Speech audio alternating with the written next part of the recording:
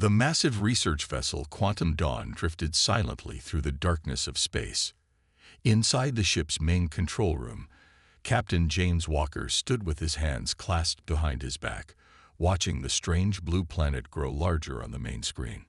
Next to him, Dr. Emma Reed adjusted her glasses and studied the readings on her tablet. "Captain, these energy readings don't make any sense," she said, frowning at her screen. "They break every rule of physics we know." She brushed a strand of gray hair from her face, her eyes never leaving the data streams. The planet they had discovered wasn't supposed to exist. Their star maps had shown empty space in this region, but here it was. A beautiful blue world with 2 moons and strange energy patterns that made their instruments go crazy. "Should we turn back?" asked Tom, the young navigation officer. His fingers hovered over the controls, ready to plot a new course. The captain shook his head.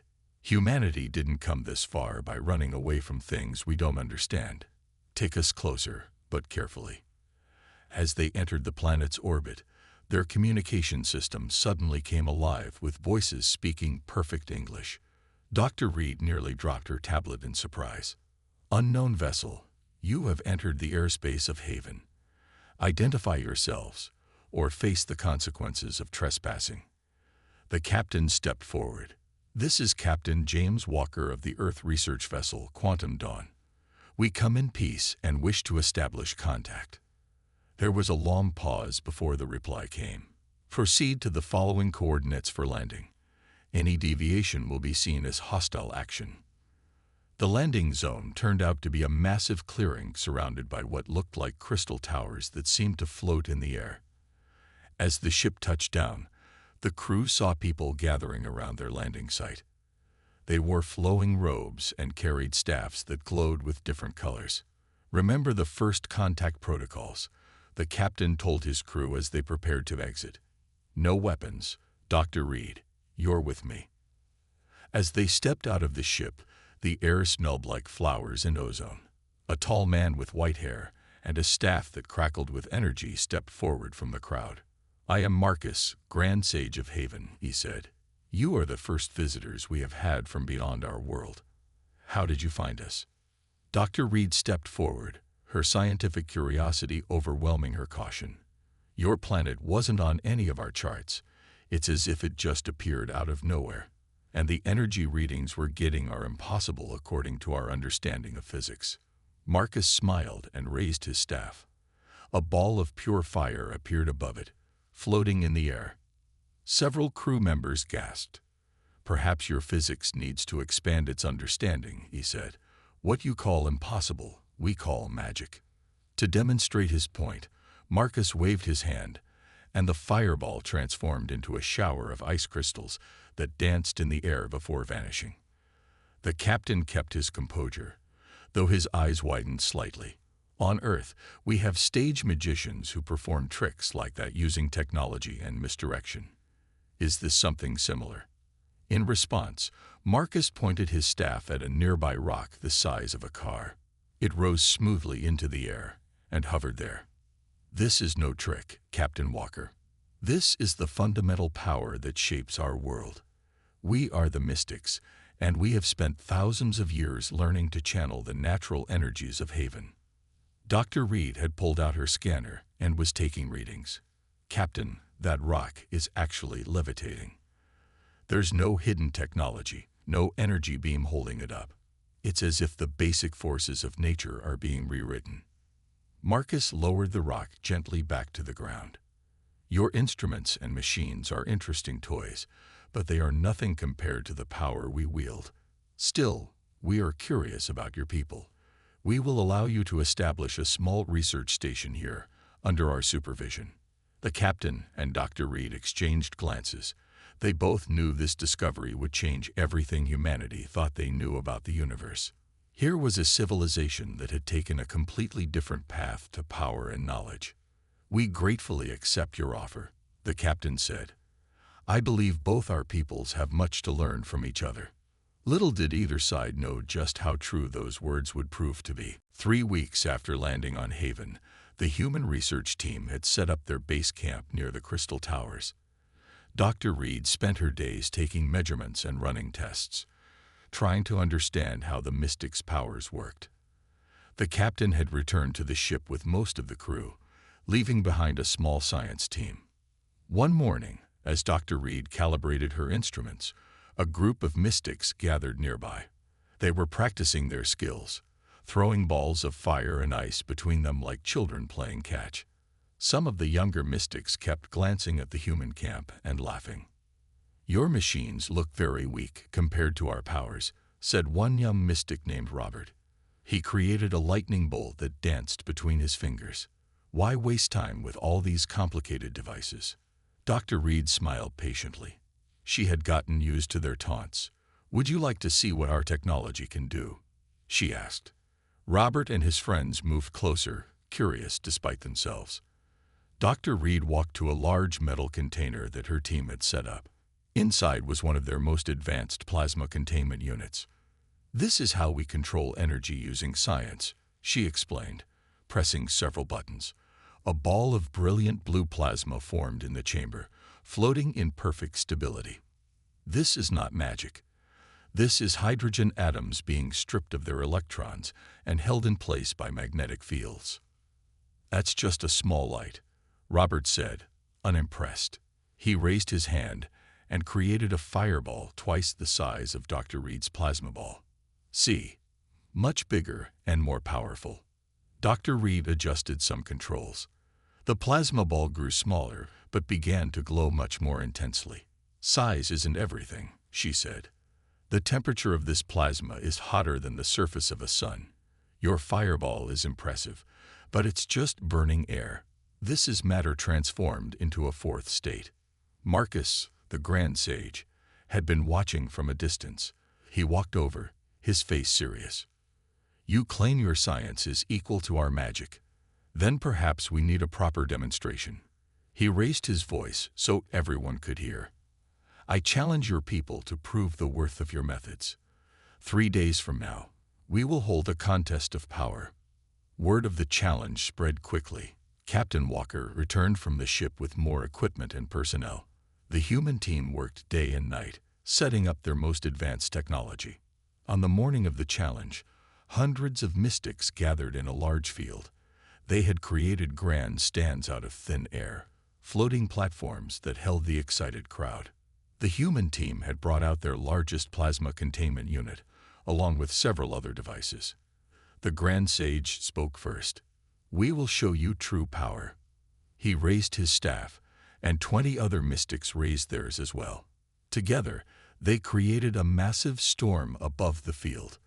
Lightning crashed, and balls of fire and ice rained down in a beautiful but terrifying display. The crowd cheered, but Dr. Reed stayed calm. She nodded to her team. They activated their equipment, and a dome of shimmering energy formed above them. The magical storm crashed against it but couldn't break through. "Impressive defense," Marcus admitted. "But can you create anything as magnificent as our storm?" "Creation and destruction are easy," Dr. Reed said. "Control is what matters." She pressed a series of buttons, and the plasma containment field began to change. The energy formed into complex patterns, creating three-dimensional images in the air.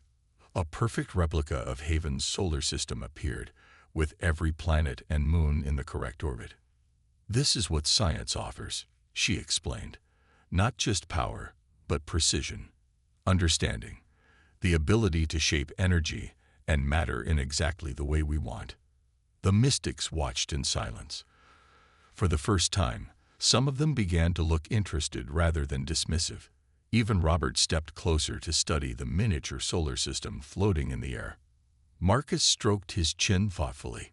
"Perhaps," he said slowly, "there is more to your methods than we first thought." After the demonstration, things changed between the humans and Mystics. The younger Mystics started spending more time around the research station, watching the scientists work. Robert, who had once mocked their machines, now asked endless questions about how everything worked. Dr. Reed set up a new experiment that morning. She placed sensors around a practice area where the mystics often worked their magic. We need to understand where your power comes from, she explained to Robert, who watched her work. Every effect has a cause. Your magic must follow some kind of rules. Robert created a small flame in his palm. We learned the words and gestures from our teachers. The power flows through us from the world itself. That's all there is to it. But why those specific words? Why those gestures? Dr. Reed adjusted her sensors. Try making your flame again, but this time, do it very slowly. As Robert performed the spell, the sensors recorded everything. Dr. Reed's eyes widened as she watched the readings. Amazing. When you speak the words, you're creating vibrations that match the natural frequency of Haven's energy field. Your gestures act like antennas, drawing in power from the environment. Robert looked confused but interested. What do you mean by frequency? Dr. Reed picked up a tuning fork from her tools. She struck it and held it near a small bowl of water. The water's surface began to ripple in a pattern. See how the sound makes the water move. Your magic words create invisible waves that do the same thing to Haven's energy field. Meanwhile, Captain Walker met with Marcus in the Crystal Tower. The Grand Sage had requested to see the ship's plasma engines. Your power is different from ours, Marcus said, studying the massive engines. It doesn't draw from the world's energy. Where does it come from? From matter itself, the captain explained. Everything is made of tiny particles. Our technology breaks these particles apart and controls the energy released. He pointed to the containment fields. These magnetic fields hold the plasma in place, like invisible walls. Marcus nodded slowly. We have always taught that magic is the only true path to power. But your way, it is different, yet equally valid, perhaps even complementary to ours. Back at the research station, Dr. Reed made an exciting discovery. She called both the human scientists and several mystics to show them. Look at these patterns, she said, pointing to her screens. When we generate plasma, it creates ripples in the same energy field that powers your magic. Different source, same medium. Robert tried an experiment of his own. He cast a spell near the plasma containment unit, and the plasma patterns changed in response. The humans and mystics gathered around, watching in fascination as science and magic interacted. It's like two different instruments playing the same song, Robert said, understanding beginning to dawn on his face. Your plasma and our magic both work with the energy around us, just in different ways. Dr. Reed nodded excitedly. Exactly. And if we can understand both methods, think of what we might achieve together. As the day ended, Marcus and Captain Walker joined the group. They found humans and mystics working side by side, sharing knowledge and running experiments together. The old barriers of distrust were breaking down, replaced by curiosity and mutual respect. Our people have much to teach each other, Marcus said to the captain. We thought we knew everything about power and energy. We were wrong. That's the heart of science, the captain replied. Being willing to learn, to question what we think we know. Above them, the twin moons of Haven rose in the darkening sky, casting their light on the strange but promising partnership forming below. Neither side could guess how soon they would need to put their combined knowledge to the test. The warning came at sunrise. The Crystal Tower's alert systems began to glow with an angry red light. Marcus rushed into the human research station, his face pale with worry. Something is wrong with Haven's weather patterns, he said to Dr. Reed and Captain Walker, who were reviewing their morning data. Our instruments picked up some strange readings last night, Dr. Reed said, pulling up charts on her screen. The planet's energy field is becoming unstable. Robert burst into the room. Grand Sage, the protective barriers around the city are weakening. The other mystics can't maintain them properly. Captain Walker walked to the window. In the distance, dark clouds were gathering, unlike anything they had seen before. Lightning flashed within them, but instead of normal white-blue, these bolts were an unnatural purple color. This is no ordinary storm, Marcus said. It's as if the planet's magical energy is fighting against itself. Our strongest weather control spells aren't working. Dr. Reed studied her instruments. The energy disturbance is affecting a huge area. At this rate, it could destroy the entire city. She turned to Robert.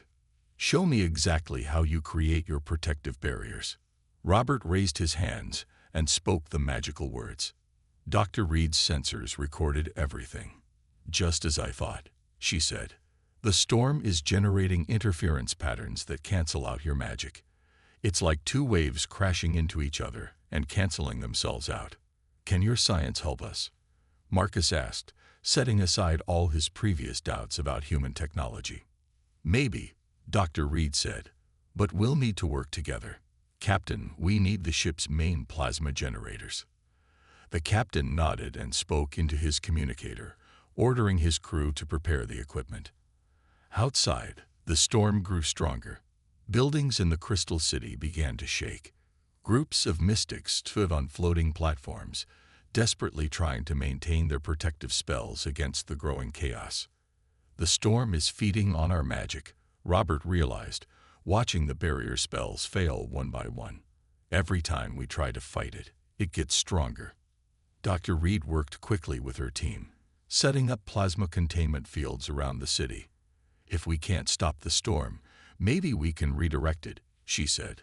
Like a lightning rod guides electricity away from buildings. The captain coordinated with both human and mystic teams, positioning equipment where it would do the most good. The wind howled around them, carrying debris through the air. Several crystal towers groaned under the strain. The plasma fields are ready, Dr. Reed announced. But they're not strong enough on their own. We need your help, she said to Marcus and Robert. If you can synchronize your magical barriers with our plasma containment fields, we might be able to create a new kind of protection. Marcus gathered his most skilled mystics. Following Dr. Reed's guidance, they began casting their spells in time with the plasma field pulses. At first, nothing seemed to happen. The storm raged harder, and a crystal tower in the distance shattered. It's not working, Robert shouted over the wind. Wait, Dr. Reed said, watching her readings. Look. Where the magic met the plasma fields, a new kind of energy barrier was forming. It shimmered with both the blue light of plasma and the multicolored glow of magic. The storm's lightning struck this hybrid barrier, but couldn't break through. The plasma fields are stabilizing your magic, Dr. Reed explained excitedly. And your magic is amplifying our fields. They're working together. Slowly but surely, the combined barriers began to push back against the storm. The unnatural purple lightning grew weaker, and the dark clouds started to break apart. Human science and Haven's magic, working as one, were turning the tide. Captain Walker watched with pride as both groups worked side by side to save the city.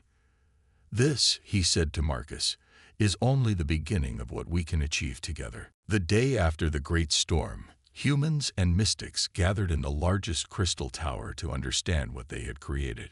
Dr. Reed had set up her equipment next to an ancient magical circle, while Robert helped connect their systems together. The successful combination of plasma fields and magical barriers had opened new possibilities that excited everyone. Show me that protection spell again, Dr. Reed said to Robert, adjusting her sensors. But this time, try channeling the energy through our plasma containment field first. Robert spoke the ancient words, but instead of directing the magic into the air as usual, he aimed it at the glowing plasma field. The energy swirled and combined, creating patterns they had never seen before. Amazing.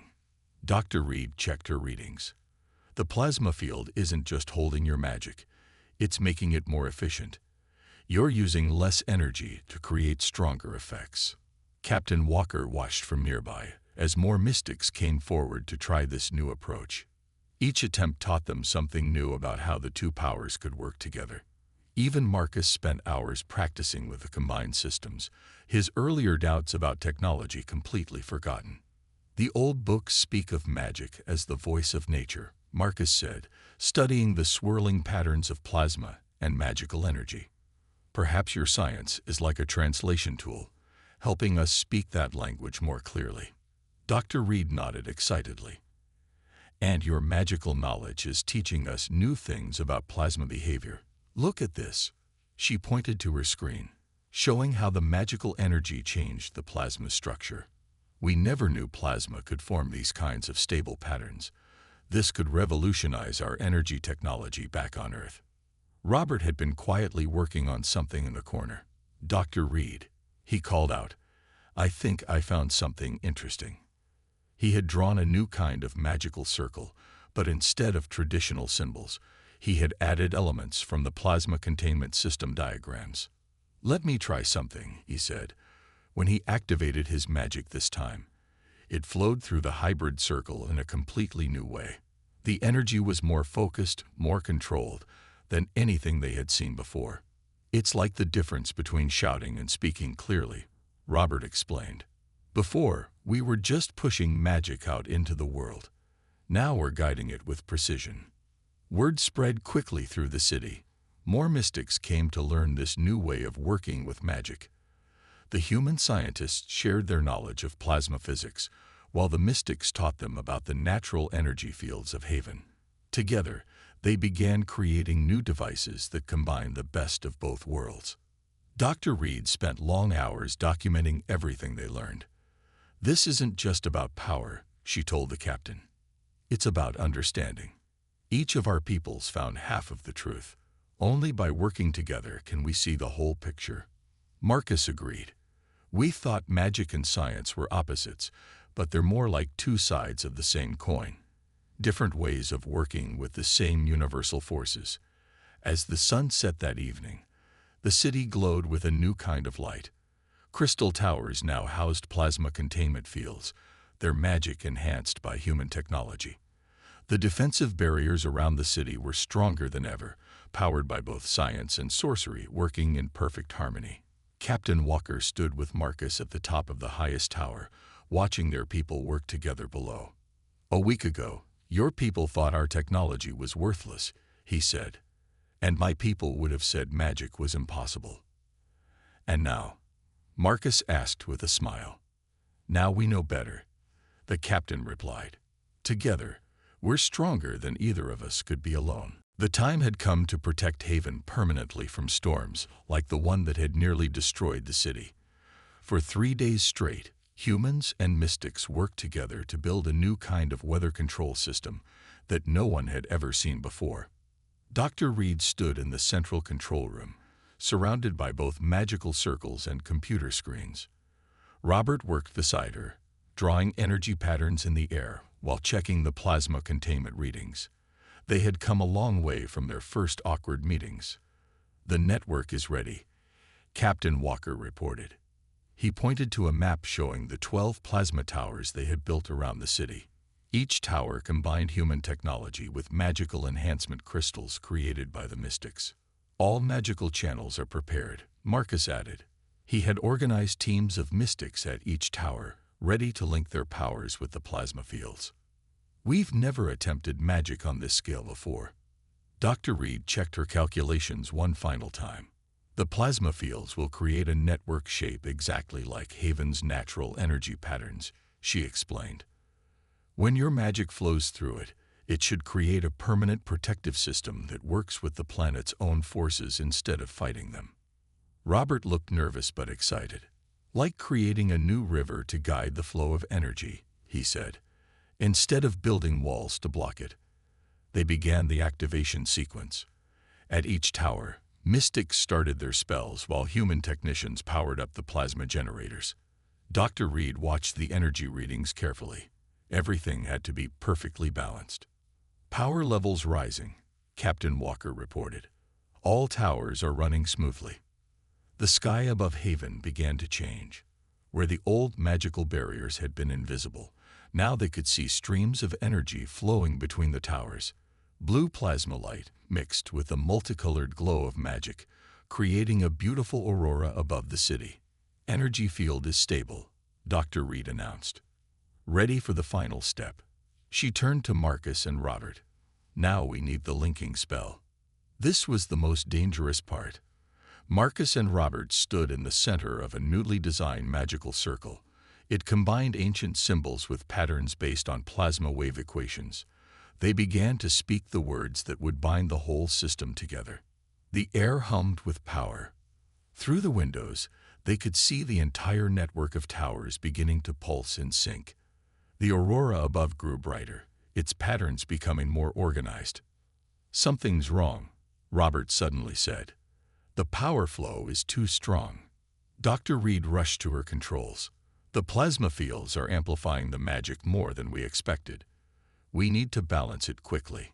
Captain Walker spoke rapidly into his communicator, ordering the tower teams to adjust their settings. Dr. Reed typed commands into her system, trying to stabilize the plasma containment. Then Marcus did something unexpected. Instead of fighting the power surge, he changed his spell, working with the increased energy flow. Robert quickly followed his lead, adjusting his own magic to match. "Of course," Dr. Reed exclaimed, understanding what they were doing. "Don't try to control it. Guide it." The overwhelming power surge transformed into a smooth flow of energy. The network of towers settled into a steady rhythm, their combined plasma and magical fields working in perfect harmony. Above Haven, the aurora formed into a stable dome of shifting colors. "System is fully operational," Captain Walker reported, relief clear in his voice. "All readings are normal." Marcus opened his eyes and smiled. "Not normal," he corrected. "Better than normal. We've created something entirely new." They walked outside to look at their creation. The city's new protection system was beautiful to see. Streams of energy flowed between the towers in elegant patterns, responding automatically to changes in Haven's natural energy field. "It's perfect," Robert said proudly. "Not just science, not just magic, but something greater than both." Dr. Reed nodded in agreement. "This is just the beginning. Think of all the other things we could create together." 6 months after the Great Storm, Haven had changed in ways no one could have imagined. The Crystal Towers now house both magical training halls and scientific laboratories. Young mystics carried tablets alongside their staffs, while human scientists had learned to sense the flow of magical energy fields.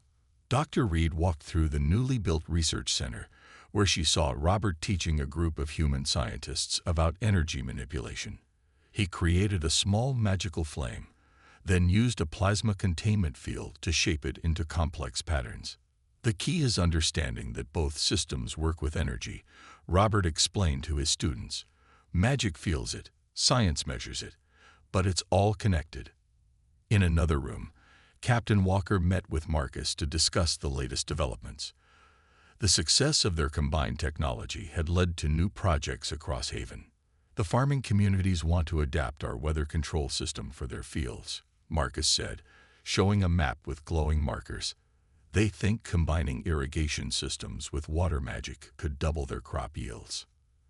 The captain nodded. "And my engineers are amazed by how your magical crystals can enhance our power systems. We've never seen such efficient energy storage before."